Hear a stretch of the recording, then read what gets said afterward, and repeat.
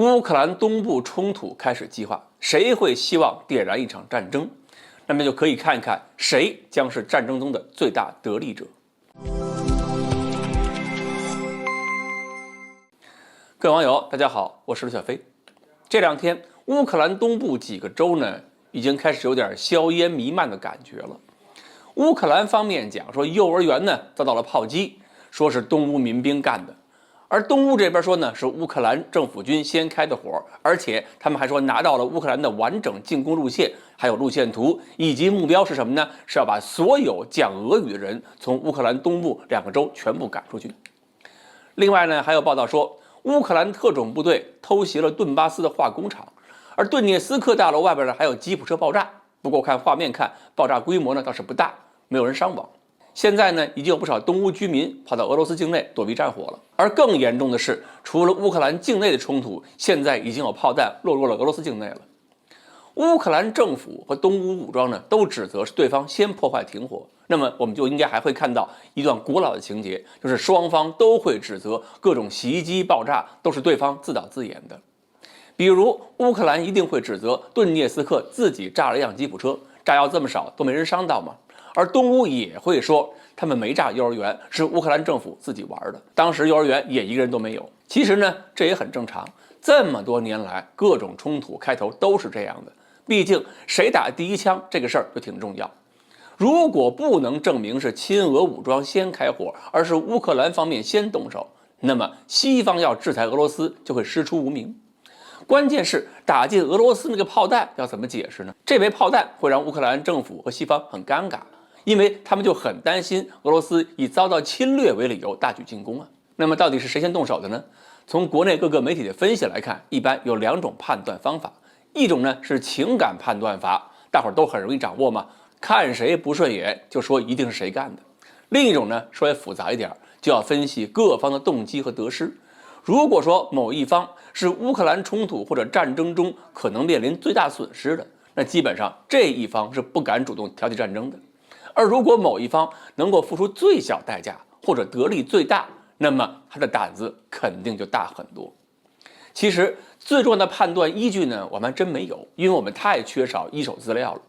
只能是根据国内外各种媒体报道。但是如果这些报道本身带有很强的情感倾向性，那我们的判断呢也真准不了。所以呢，暂时我们只能根据目前现有的信息进行个分析。首先我们看美国的得失，由于美国呢一直坚决表态绝不派兵去乌克兰参战，就是美国侨民死在乌克兰也要坚决是见死不救，说明美国自己呢是不想承担任何战争风险的。而乌克兰一旦再度爆发战争，结局有可能是泽连斯基直接宣布扛不住。现在泽连斯基已经在叫苦了，说要求西方国家赶紧把话说清楚，到底帮不帮忙？如果你们真的没打算让乌克兰进入北约，那泽连斯基就打算让思想再灵活灵活。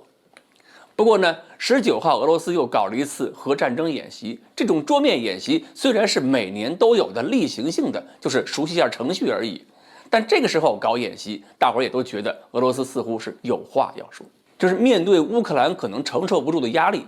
英国首相约翰逊甚至在叫嚷说，如果乌克兰撑不住了，那么会对全球战略产生巨大影响。这种震撼的回音传到东亚，台湾也会听到。英国这次一着急啊，基本就是表态希望台湾一直独立下去了。可见对美国、英国来讲，这种对峙也许有好处，但是如果是打起一场自己毫无准备的战争，那就完全控制不住，明显是失大于得。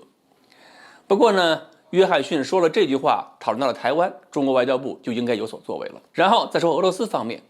如果这个时候俄罗斯主动挑起战争，会怎么样呢？从短期获利来看，似乎是可以帮助东乌两个州彻底摆脱乌克兰，但是长期来看，这么干给欧洲造成的压力，其实也是不利于扩大美国和欧盟矛盾的。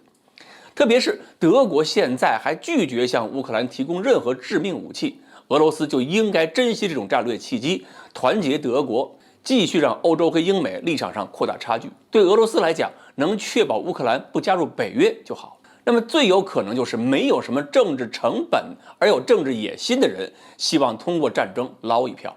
比如乌克兰军方有些激进力量或者是雇佣军，尤其是其中一些新纳粹力量，会希望把事情挑大，盼着把美国和北约拉下水，盼着这些国家一起把俄罗斯揍一顿。至于说乌克兰损失成什么样，那些雇佣军才不在乎，有战争他们才有财路。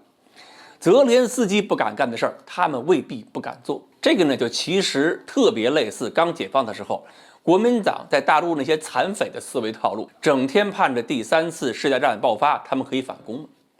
而东乌民兵武装呢，由于东乌毕竟地盘小，就算那些民兵武装战力更顽强，就算他们再想谋求独立，应该是凭着自己的实力，也不会主动冒险挑起战争。当然还有别的可能性，比如说双方在紧张情况下产生一些误判，这些呢我们到事后再看具体信息。反正按照现在的情报信息来讲，我们能做的判断也只能这样了。好，关于乌克兰的冲突会如何发展，到底谁先打了第一枪，在有限信息情况下，我们也只能猜到这样了。欢迎大家继续关注我们的栏目，我们下期再聊。